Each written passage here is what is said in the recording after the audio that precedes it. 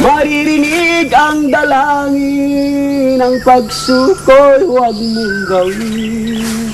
Ang Diyos ay Hindi ko masisisi ang mga tulad ni Mang Ben na umasa sa alamat ng ginto ni Yamashita. Kung buong buhay mo nga naman nakasubsob sa pagbubungkal ng lupa, isang kahig, isang tuka, madaling maniwala sa panaginip na may kayamanan sa lupang iyong hinuhukay. Yung mga Pilipino kasi gusto parang isang sandali lang mayaman ka na. Kaya kung ganito, kung talagang mahirap ang karamihan ng tao dito sa Pilipinas, hindi mamamatay yung mga kwentong ganun.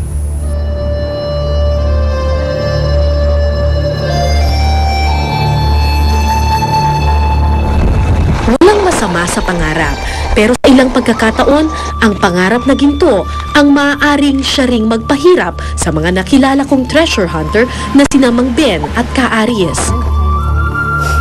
Sa bagay, iba't ibang kahulugan ng kayamanan para sa iba't ibang tao.